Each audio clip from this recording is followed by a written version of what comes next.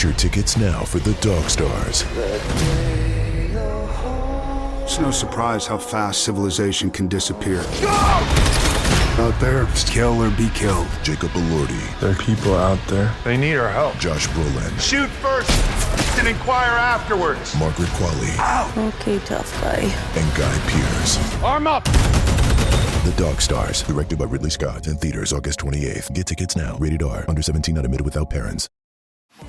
The biggest moments in sports are streaming live on Fox One. From MLB to NFL, Big Noon Saturdays, and so much more. Fox One brings you the games, rivalries, and can't-miss moments all season long. And it doesn't stop at the final whistle. Catch highlights, expert analysis, interviews, and the stories behind the biggest moments in sports. Watch live or on demand, at home or on the go. Stream Fox Sports on Fox One. Download the app today.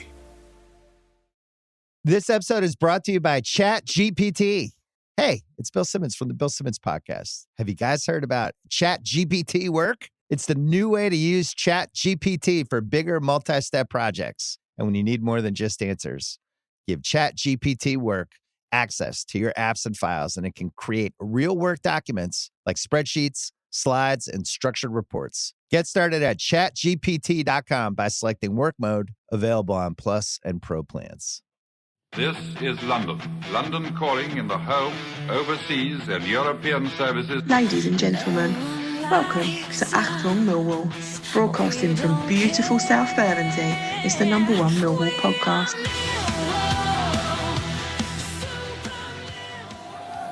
Welcome, dear listeners. Welcome to the 26-27 EFL season here at Ashton Gate. Millwall playing Bristol City in Bristol.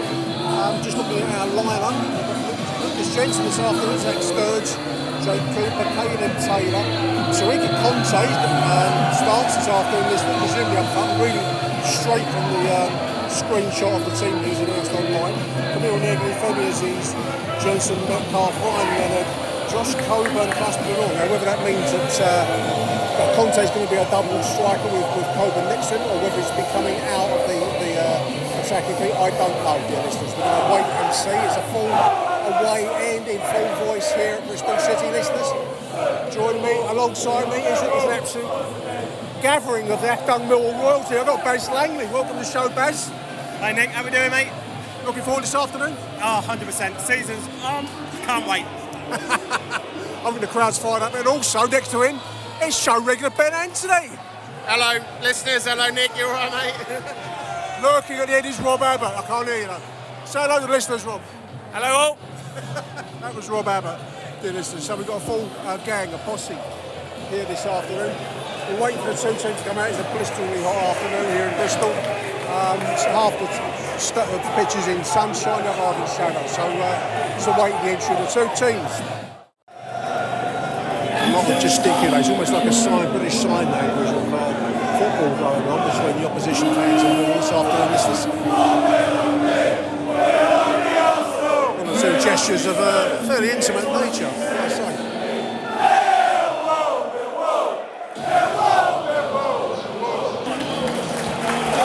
Mill going to be attacking the home end of the first half. Bristol will be attacking us in the away end of the opening lines to kick us off. The smell of fresh cut grass. That's pleasant, isn't it? A poetical moment on a very unpoetical afternoon. England and the smell of cut grass, one of the great sensory experiences of the world. All you global listeners out there.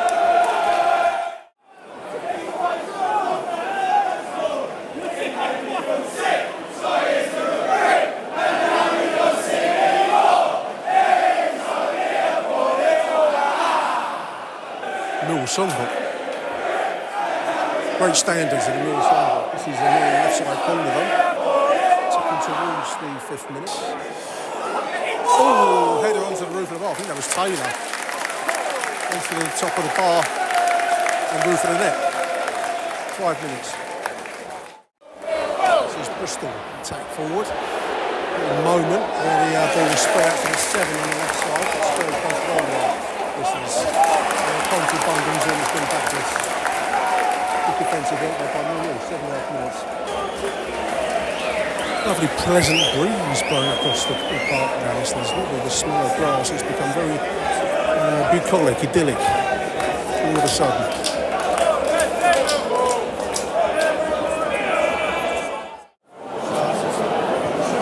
Ball over the top, deftly Nick Banks, shot wide left.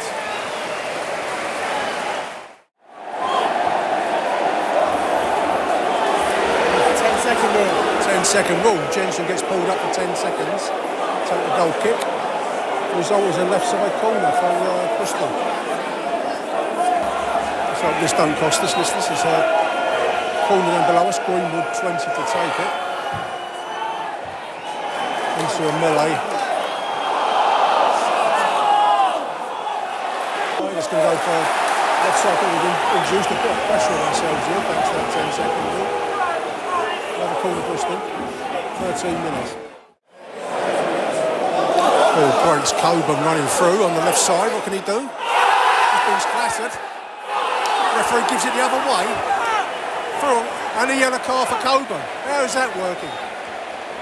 Coburn was through on the left side, long way away from where I'm standing, gets clattered. Referee gives a free kick to Bristol and a yellow card against Coburn. Simulation, Bess says. It's Jed.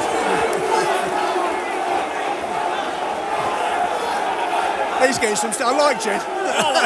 He's got a smile on his face. Greedy bastard. Who amongst us would turn down that kind of money?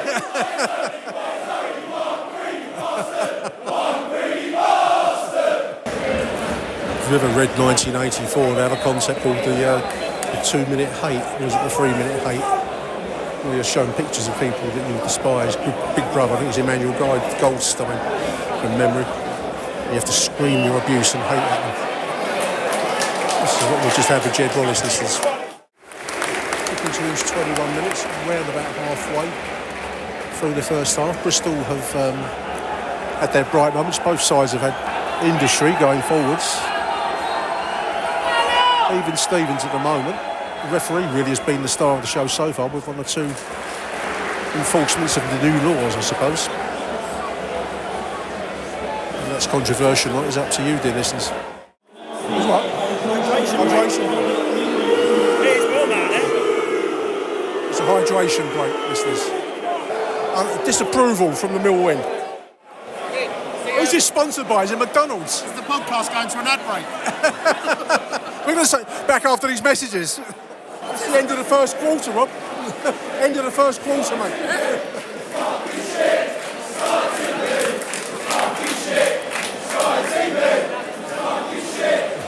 Whether that will get an FA inquiry or not, I don't know, listeners. What? Aziz down, what's he doing? Aziz on the floor. This don't look good, does it? No. That's 30 million sitting there. Aziz leaves. Lisby comes in. 29 minutes gone, listeners. Disconcerting moment there with Aziz leaving proceedings. Game's just gone into a bit of a scruffy phase, listeners. We're on 31 and a half minutes. Neither side really imposing themselves on the game at the moment. It's back and forth, going nowhere kind of football. Lions obviously with that early change from Aziz to Lisby. We seem to get a lot of hamstrings, don't we? It's almost like the mill disease. In today's modern world, are they not doing the old... I don't know. Zumba or whatever it is. What's I don't know what it is. Stretching or whatever. We seem to get a lot though, listeners. Pilates, is it? Yeah, Pilates. Ball just sticking with red shirts at the moment. We're on 35 minutes, listeners. Just outside the Mill penalty. Overlap there on the right side. What can they do? Ball into the middle. They're cleared by Taylor. Coburn under an immense amount of physical pressure. And the referee pulls up with the advantage. Is that your second yellow card? Second yellow for a Bristol player. Send him off. Well, that's come out of nowhere. Coburn was being physically restrained. We've all moaned because he's been pulled up for not giving the advantage. Referees have ordered a second yellow to the 20. That's got to be one of the most bizarre matches so far. Referee is the star of the show so far.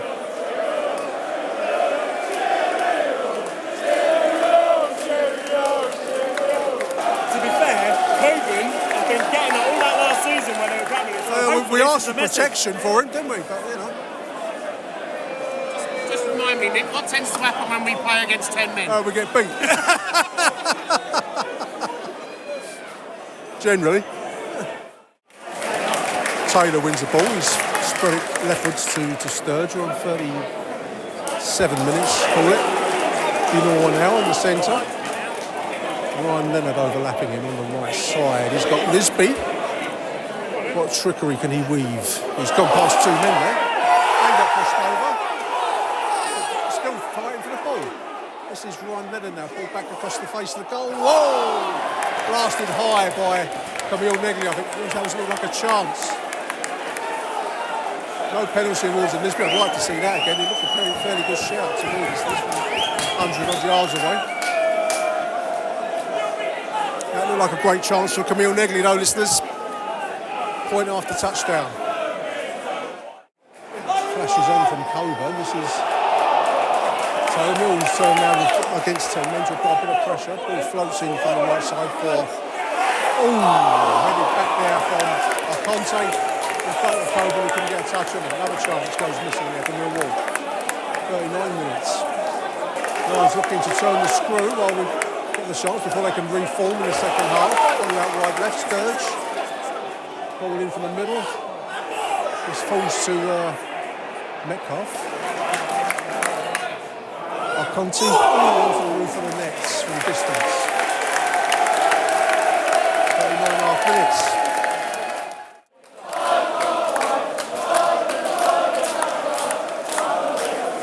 They do say it's harder to play against 10 men than 11. Is that true, listeners? What do you think?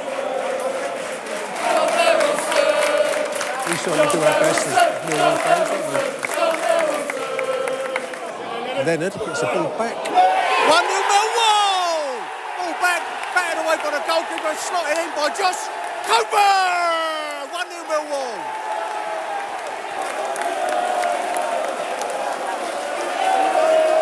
It's like someone's battered into the advertising board over there. Millwall trading staff running on at some speed there, I don't know who that is. A lot of pressure, Millwall. Nice to see it pay off.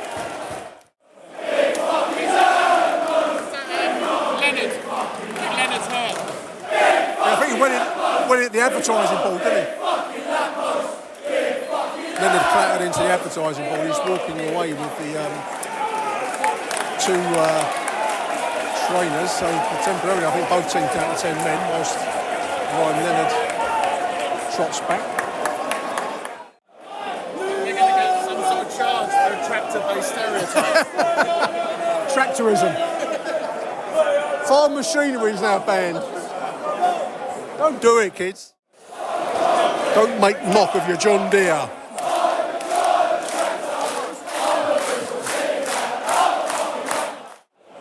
And he's got skill. There's half time. Strange game. Lions lead it 1-0. Bristol City down to 10 men. The referee dominated proceedings one way and the other. But good stuff from Millwall overall. Once we've got that break, we've taken control of proceedings. So at the break, it's Millwall 1, Bristol City 0. Stream the biggest moments in sports live on Fox One. The biggest names, the biggest games, the biggest matchups. Watch live or catch up on your schedule. At home or on the go, never miss a moment. All on Fox One. Stream now. This episode is brought to you by ChatGPT.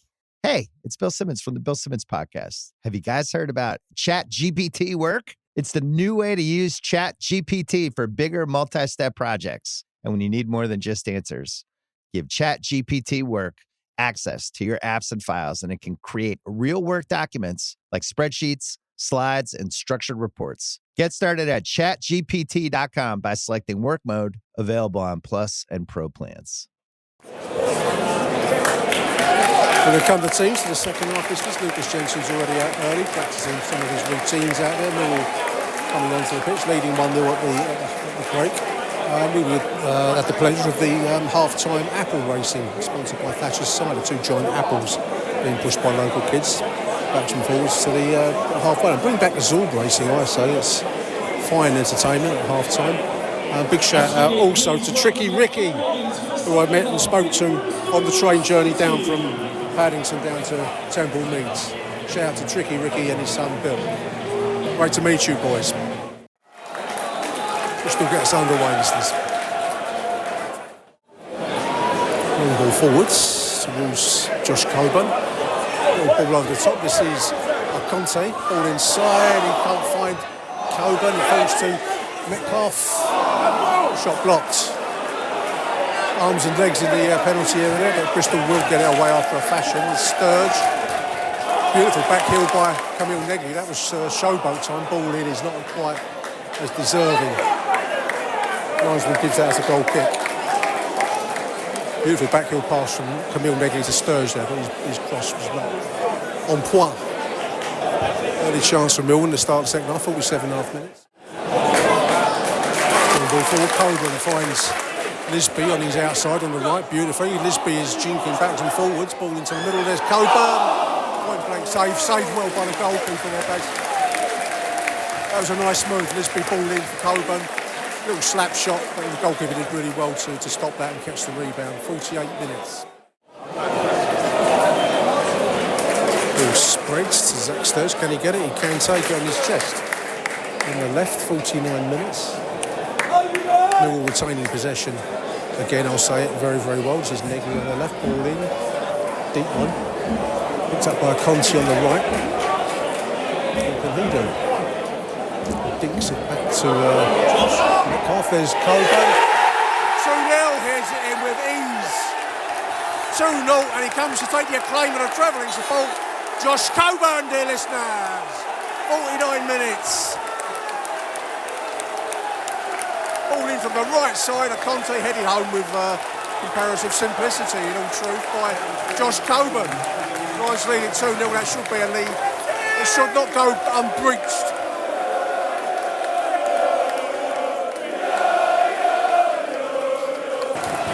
Nice move.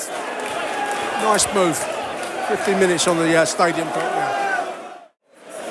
Well, this all feels very comfortable. Am I tempting the gods of football? 52nd minute, or 2-0 up. Playing some nice stuff. There's the ball down the line. This is Josh Coburn, who's tapped it inside. There's this thing that should have been free. That's battered in by Negri. Shot blocked. That was a huge chance to go 3 goals up there, listeners.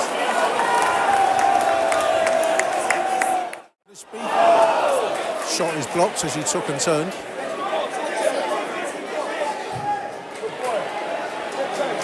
He's a very persistent player, listeners, Clisby. I think you're going to love him when you get to see him. The ball flips across the penalty area.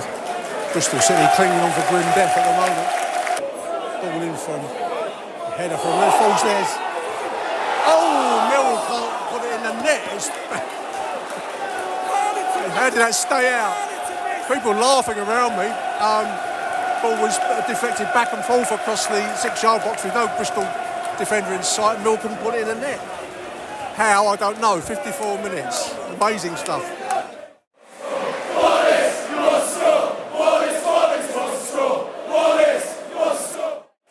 Ball spreads wide. This is Zach Sturge on the left side. 56.5 minutes. Ball in from Negri. Oh, there's a free header. Jensen Metcalf. Right, this is Lisby. Oh, gee, he loves old-fashioned winger Lisby. He loves to take men on and beat them. It's a really refreshing sight. Tarika Conte's played well this afternoon, listeners, coming out. In comes Luke Cundall.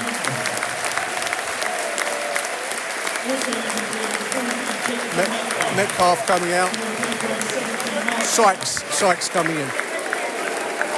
He's played well, Metcalf, for me as well, but it's a hot day and this is about maximising your resources, listeners, isn't it? 64 minutes showing on the stadium. There was a bit of a hydration break there as well.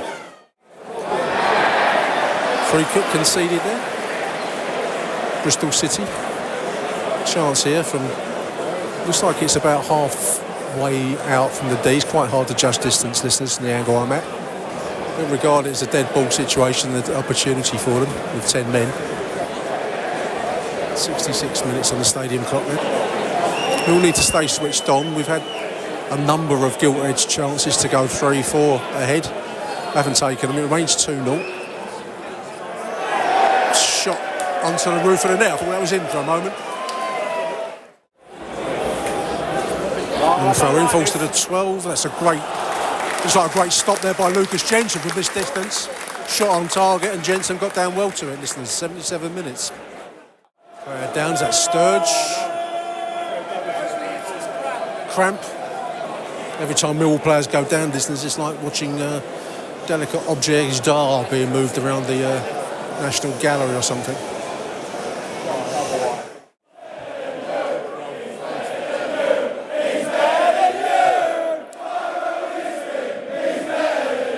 He's already got his own song. That's an early tribute. Get your own song down the den, listeners. 81 minutes.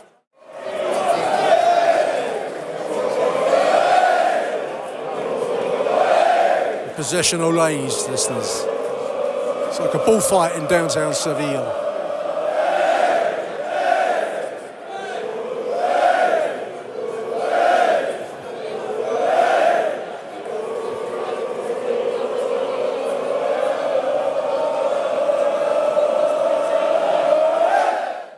Bristol fans streaming for the exits, listeners. 5 minutes to go. Truth, they haven't come close to us in the second half. A little bit of possession for them, but the game was really turned with that double yellow card sending off in the first half.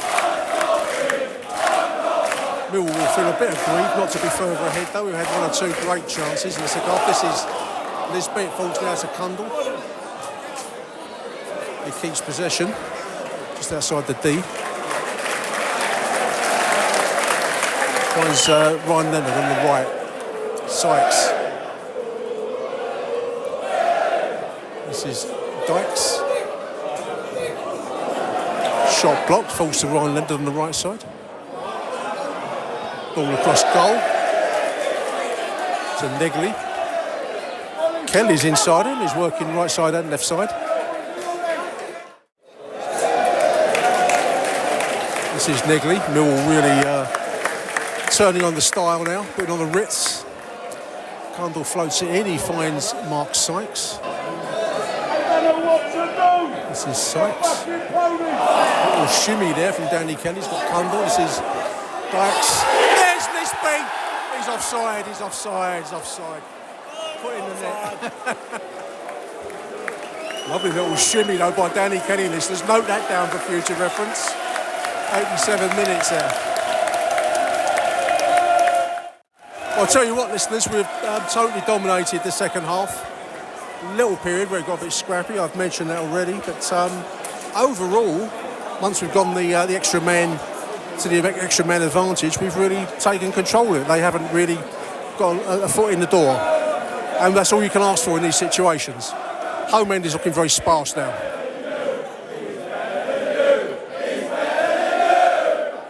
Corner from the right though, it's deep, there's Jake Cooper. Volley from Kundal gets Jake Cooper on the backside, listeners, goes over the bar. Last few seconds of the game now, listeners. It's been a very professional performance down Bristol down to 10 men, obviously.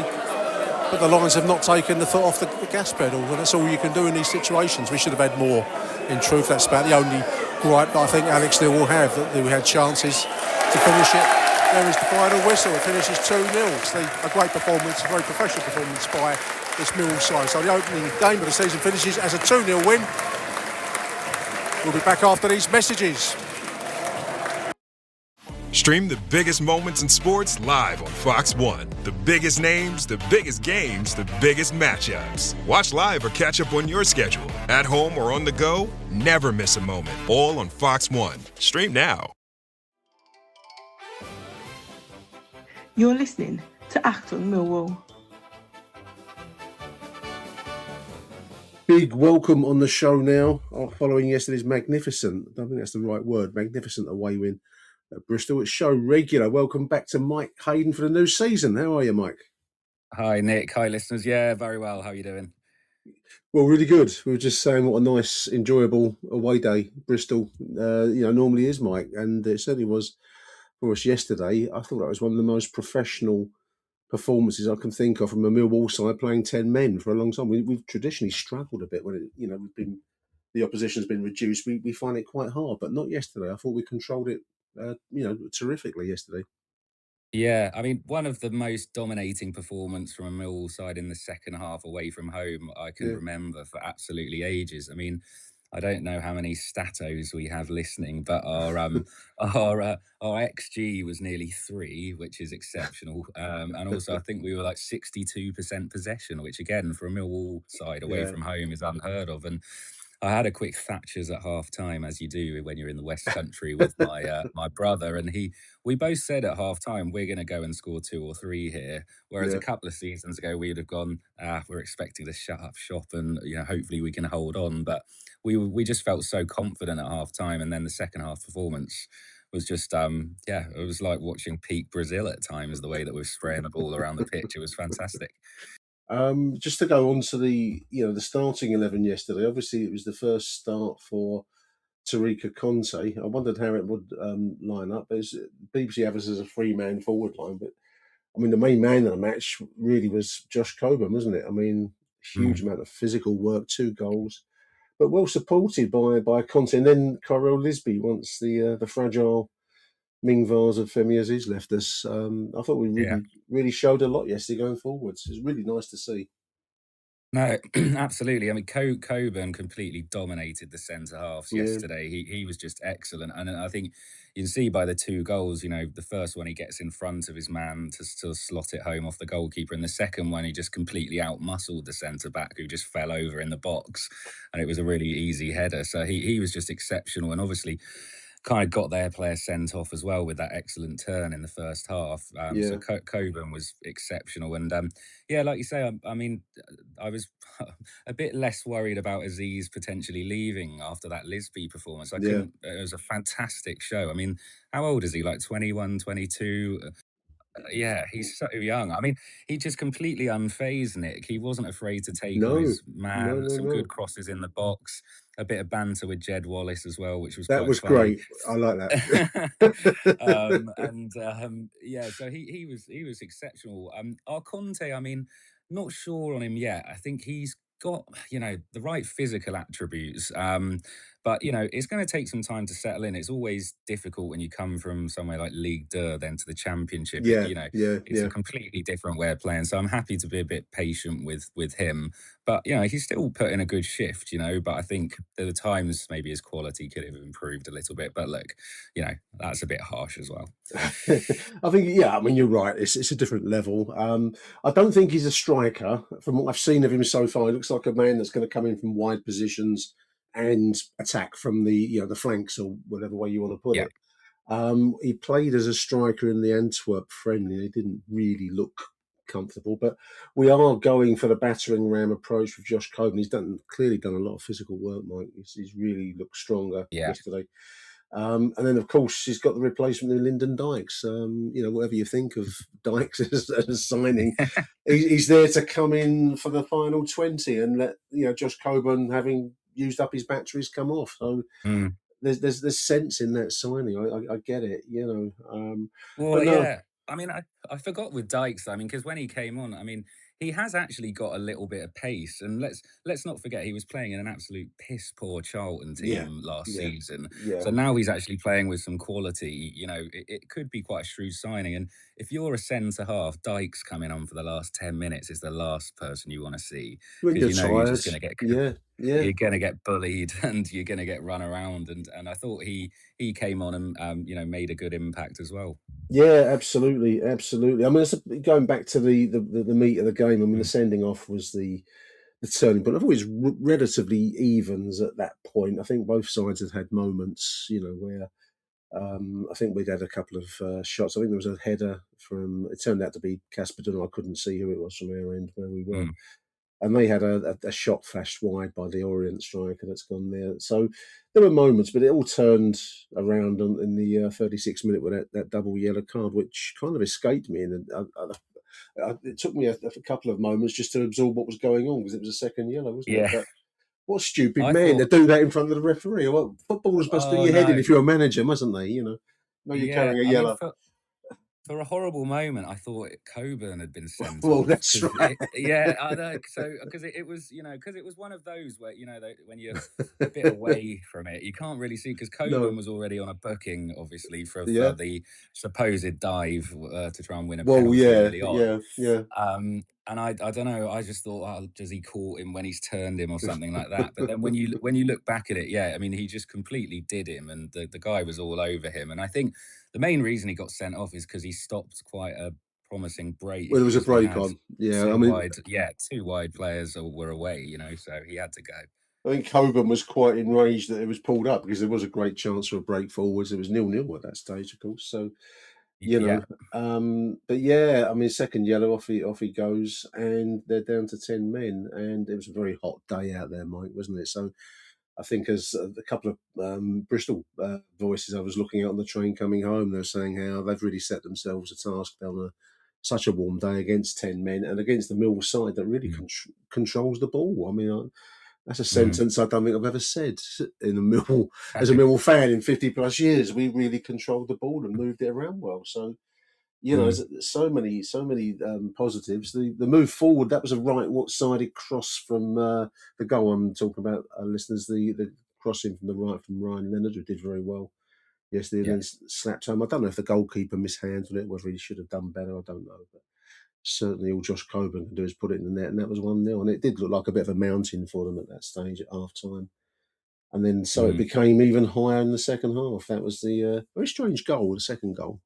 Because he kind of, it was like people were falling around him, around Coburn, whilst he just stood there and nodded it in. It was a very odd goal. Yeah, exactly.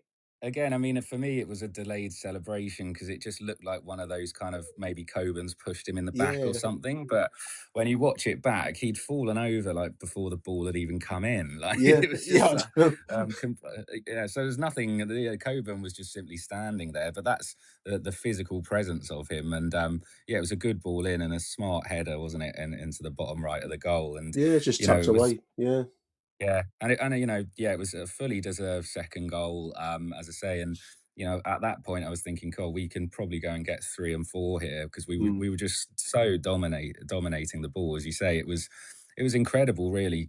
Just constantly kind of stretching them on both wings, and then that just opened up some of the central midfielders as well. And the movement was excellent, as you say, on a hot day like that, to put in the amount of kind of kilometers or whatever that we put in, and the effort and stuff. I mean, we didn't even look like we were tiring. I mean, a couple pulled up with cramp, I think, near the end, but like for the majority of that 90 minutes, we were just dominant on the ball, and it was brilliant to see. I mean, like I say, I almost enjoyed the second half, Nick. I was thinking,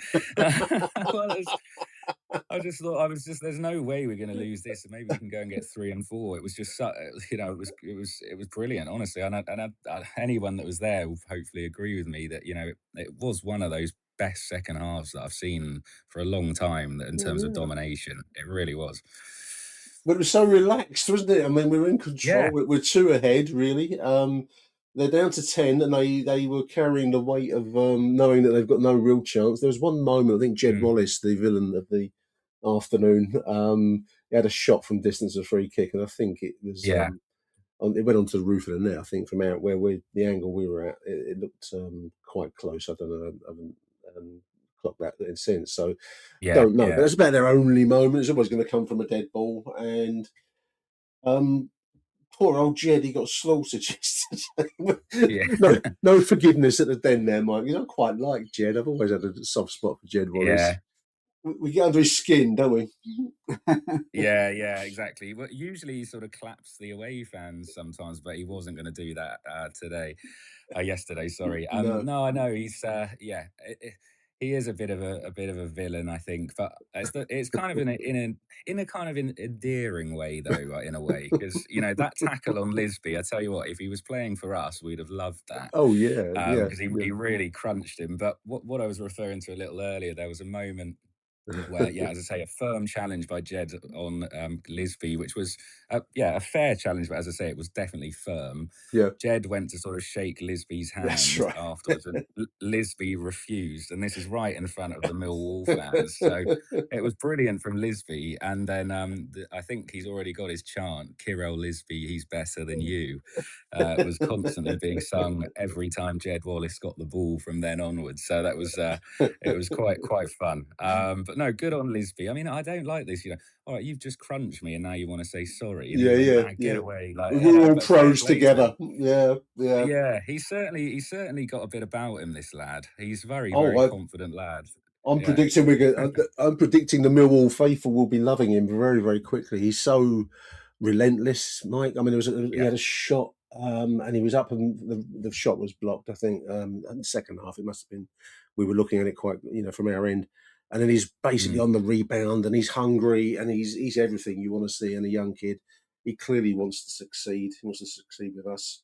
And as I say, I predict there's going to be love in the air very, very quickly for Kirill Lisbon. He's got his own song. How many players, was that his debut for us? League debut, wasn't it? Getting their own song inside their league debut. So that says something. He was when we were taking a corner as well. It was being sung again, and I looked at him, and he was actually laughing.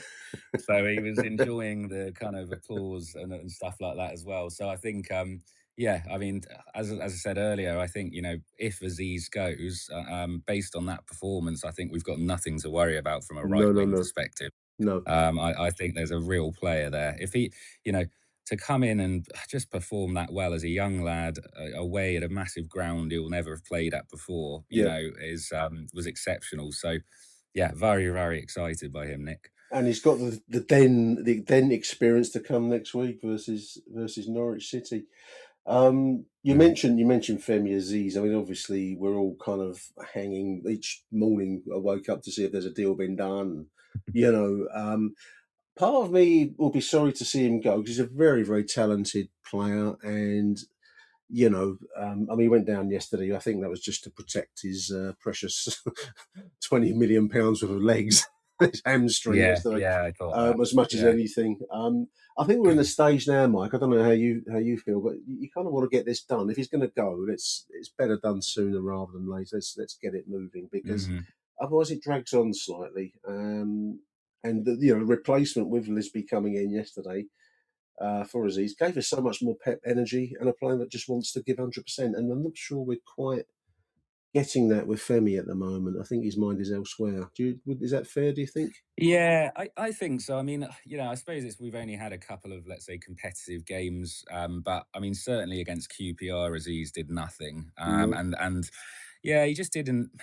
When you just see someone that doesn't look like their head's really in it, I felt like he was a bit like that yesterday, and then obviously going off. And I don't remember seeing him at the end as well for the celebrations of the win. So, so I agree. I think, if he's going to go, let's try and get the deal done. But this is, and it's a shame, like you say, to lose him. I mean, obviously, I'd rather keep him if he wants to be here. But if a Premier League club, even if it is crap like Hull City, comes in, I mean, we'll see him again next season, probably in the Championship. But I mean, he's going to always want to go for big money and play in the Premier League, and then he might get another move. Who knows? Absolutely. But I mean, but like I say, this is our transfer model now, Nick.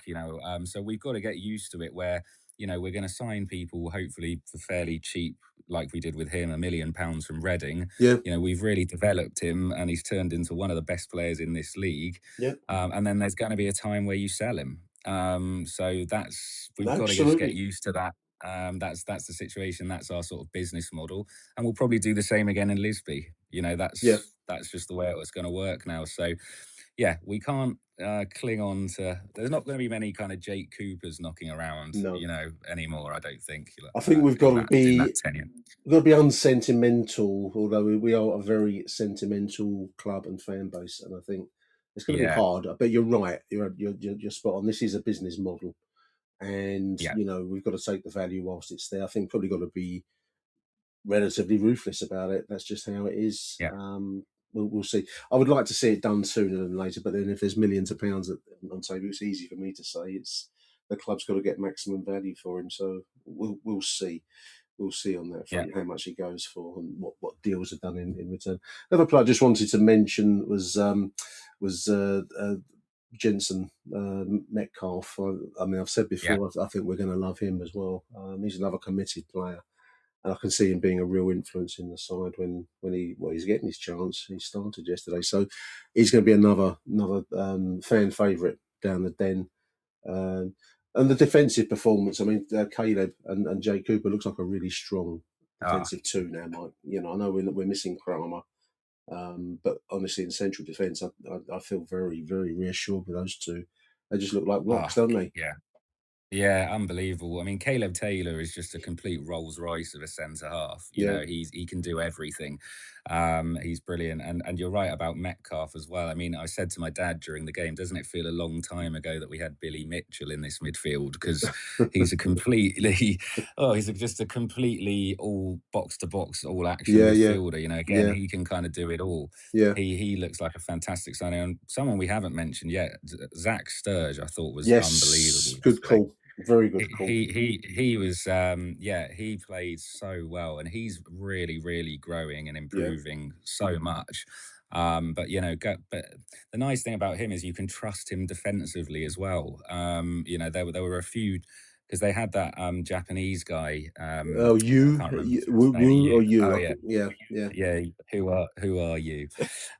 He was playing, but I mean, Sturge.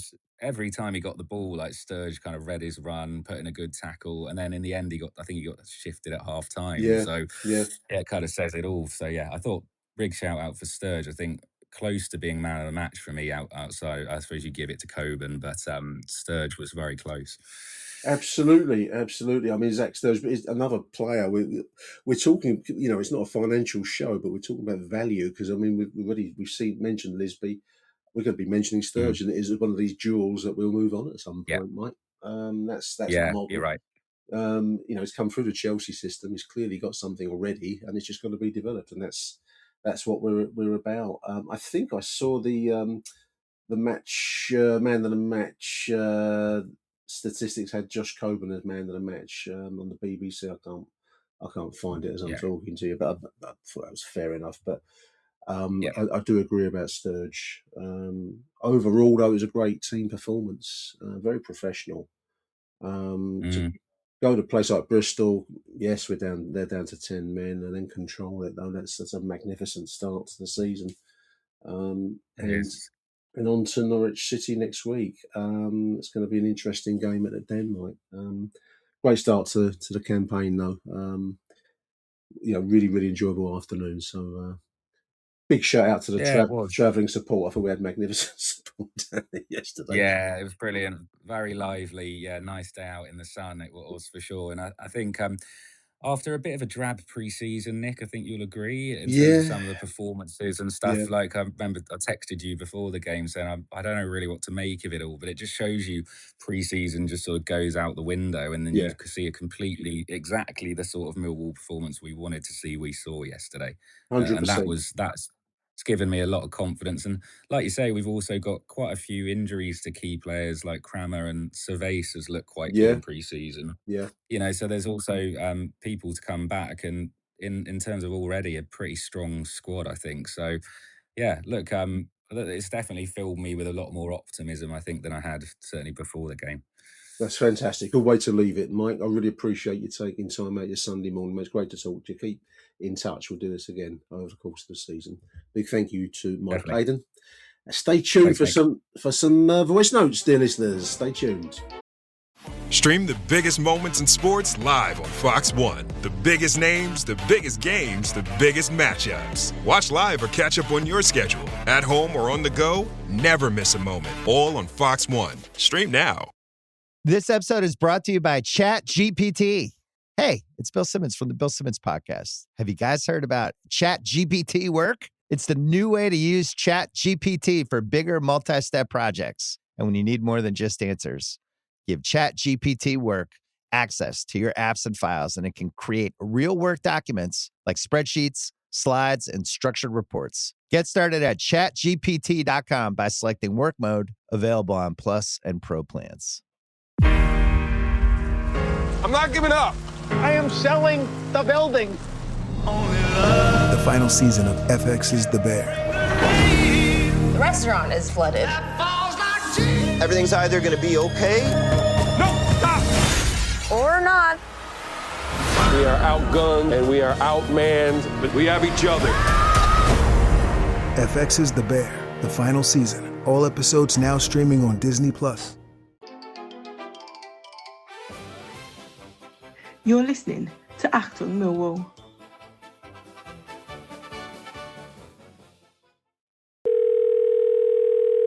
Hello. Good evening, Nick. Simon here. Just giving my thoughts on today's result of Bristol City 0, Millwall 2. First game of the season, 3 points away from home, clean sheet, lovely jubbly. Started brightly, even with the weak bench. I thought we actually started quite well. Coburn looked bright. Not sure about Femi. Whether he took the knock from earlier on and just didn't recover from that, but he didn't look right when he came off. Lisby came on to replace him. I thought he did really well. He was bright, he was lively, he was fast. I think if Femi does go, I don't think we have to worry too much about finding a replacement. I think we've got one in Lisby. The sending off, well, at the end of the day, if you're going to be silly and you're going to pull a player back when you're on a yellow card, there's only one outcome from there. As for the referee, well, he made it all about him, really, didn't he? But still, what can you do with referees in Millwall Football Club? As for the first goal, decent pass by Lisby. I thought Lenny did really well to get onto the end of it and put the ball back across, and then Coburn got in front of the defender and put the ball away, and that was 1-0. And then that was it really. Any fight that Bristol City really had gone into the second half, and it was pretty much more of the same. Again, another decent cross from the right hand side. I think Coburn actually did foul the defender, but before he got the header. But I think the referee evened that. I think the referee evened that up over the 90 minutes. 2-0. Yeah, that was it. Game over. After that, it was pretty much game management. Nice to see that Jed came on. Didn't do very much. Yeah. Well, cheers, Jed. See you later. Anyway, onwards and upwards to Norwich next week. First home game of the season. So hopefully another 3 points and we can keep going. Come on, you Lions. Evening, Nick. Rob Abbott. Just on the short drive from Dublin Airport to my house after an amazing day in Bristol. What a way to start the season, hey? What a performance, what a win, what an atmosphere in the away end, and same old Millwall taking the piss at the end of it. Absolutely brilliant. Credit to Alex Neil to start, moving to a 4-4-2, starting Arconte for his first game in the Championship. I think those that were at QPR last week probably all picked up that Josh Coburn was a bit isolated up front, to put a partner next to him helped us. We started the game excellent. We were on the front foot. I think it was Arconte after a few minutes got the ball, drove, just put a shot wide. Negley then dragged one from the edge of the area just wide, probably should have hit the target at least, and then we hit the crossbar from a corner.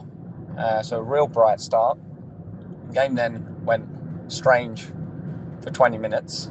In that 20 minutes, Bristol City had a few long-range shots, but didn't trouble the goal. But I think the ref was the star of the 20 minutes, making sure he went through the whole repertoire of rules of the game, which included a Josh Coburn dive.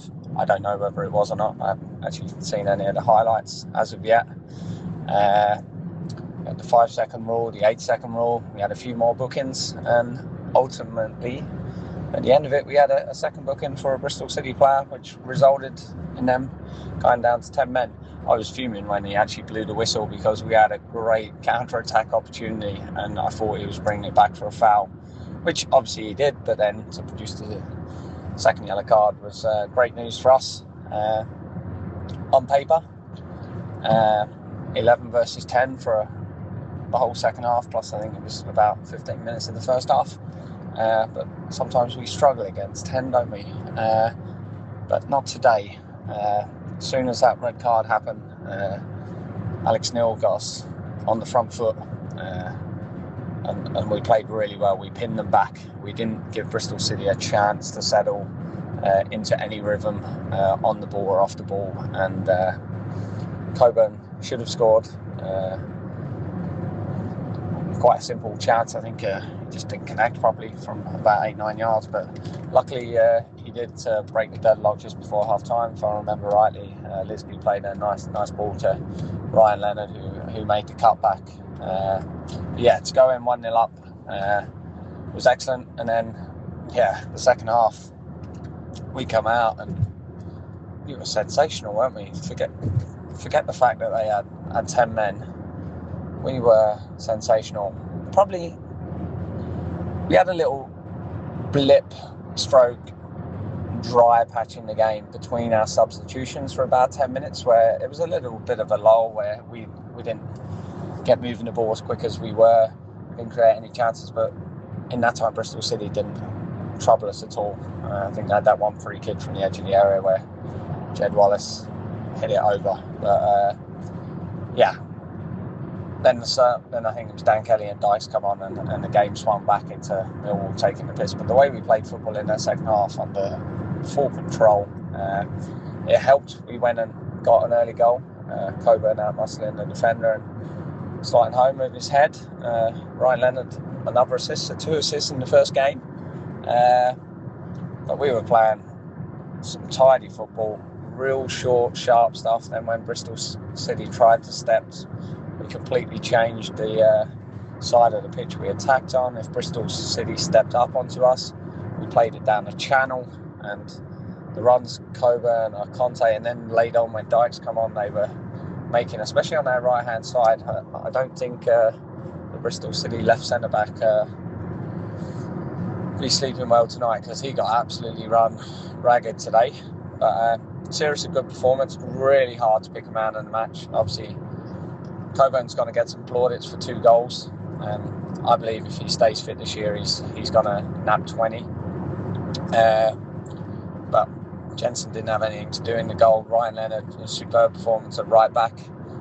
He's a crucial squad player to have around, isn't he? He's going to play his part this year, and hopefully he stays fit. Coops was excellent. Taylor was absolute immense. I don't think he lost the ball all day. He didn't lose any battle, whether it was a duel on the floor or in the air. He's a bit of a Rolls Royce player, isn't he? Like I mentioned that, I used that phrase when we had Tanganga, but I think Taylor's potentially better. He could go to the very top.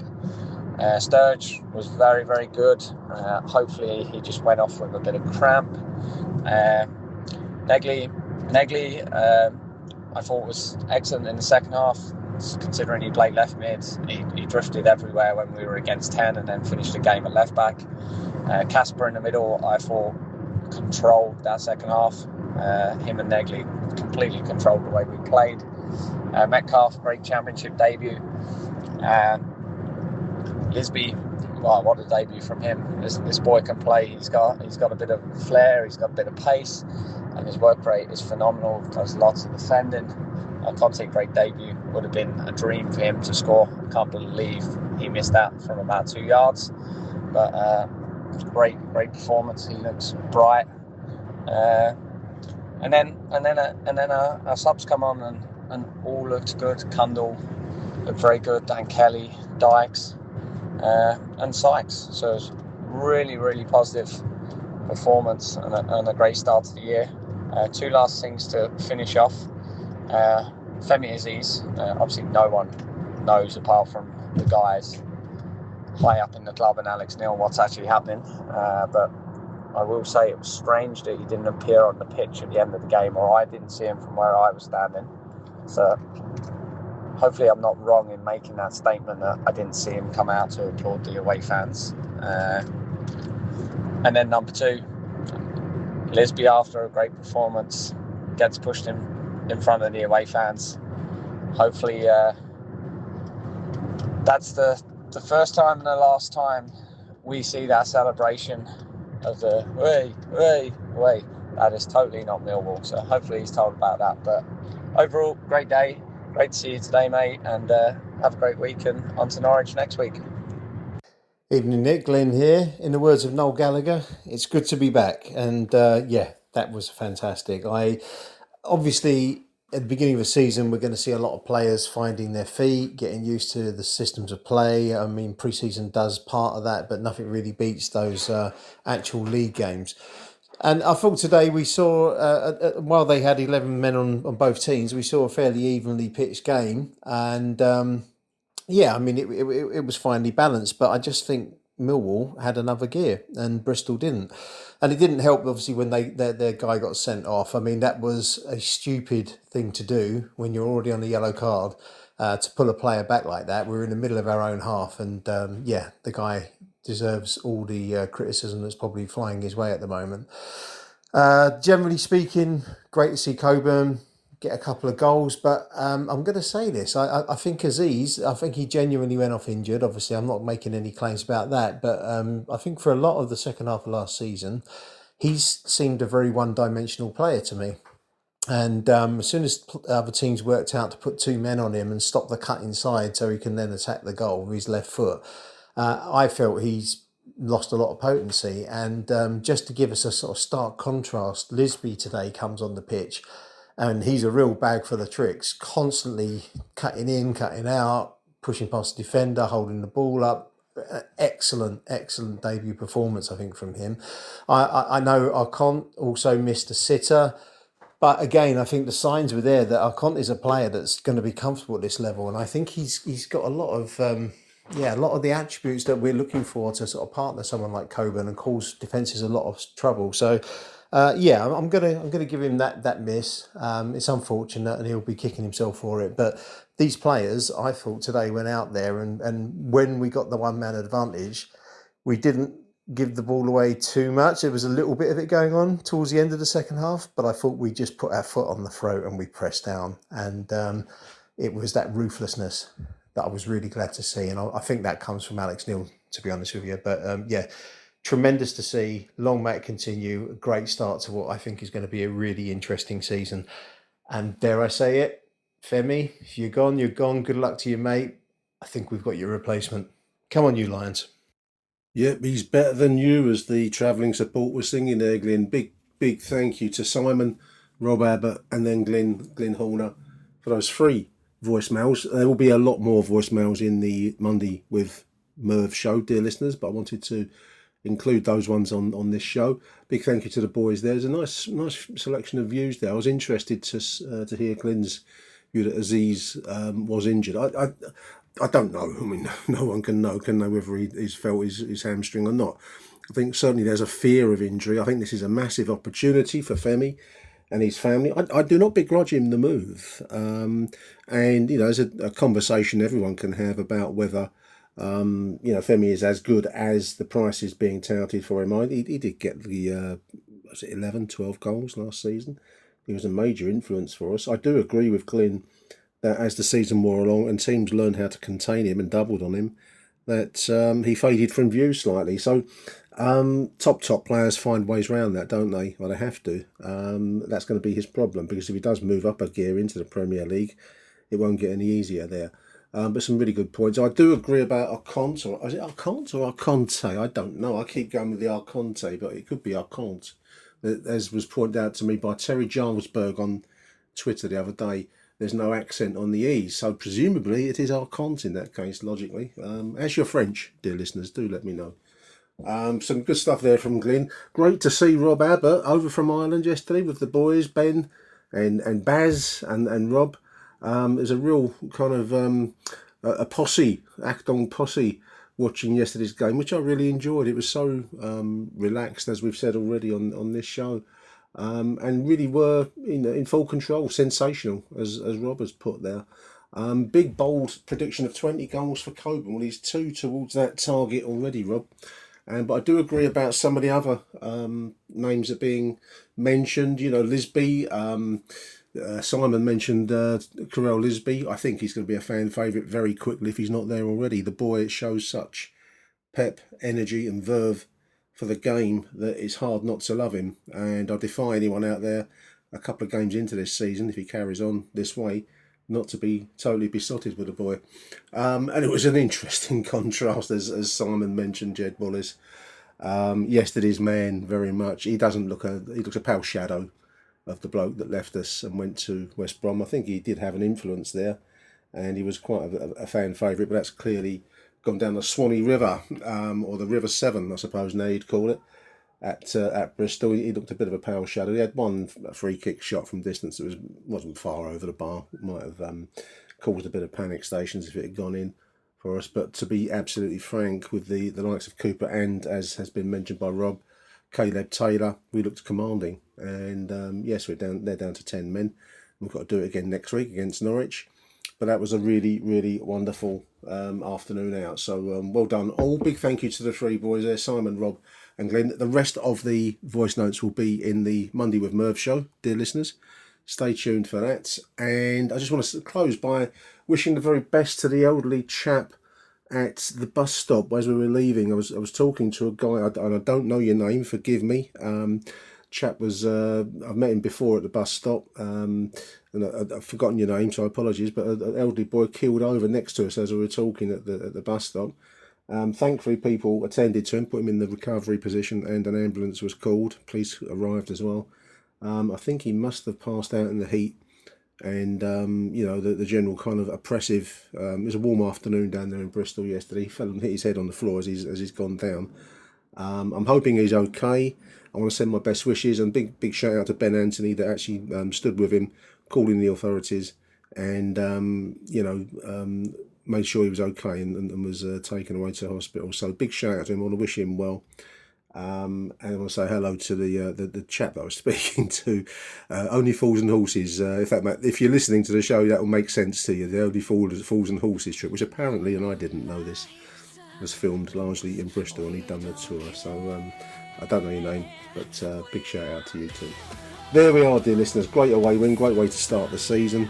Got Monday with Merv tomorrow to come. From me, Nick Hart, for the moment at least, it's thank you for listening. Arrivederci Millwall. Bye for now. When I wasn't let on the boy, I asked my mother. Thank you for tuning in to this edition of Achtung Millwall. All profits from our show benefit the fabulous Lions Food Hubs, helping families in the SE16 area. Until the next show then, it's Arrivederci Millwall. Bye for now.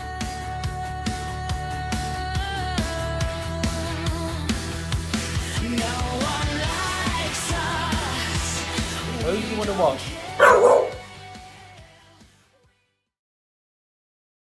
This episode is brought to you by ChatGPT.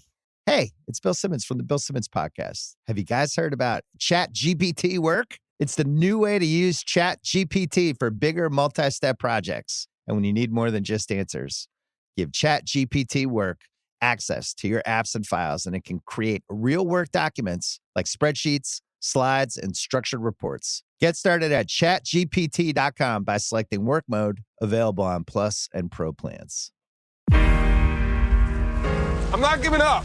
I am selling the building. The final season of FX's The Bear. The restaurant is flooded. Everything's either going to be okay. No, stop. Or not. We are outgunned and we are outmanned, but we have each other. FX's The Bear, the final season. All episodes now streaming on Disney+.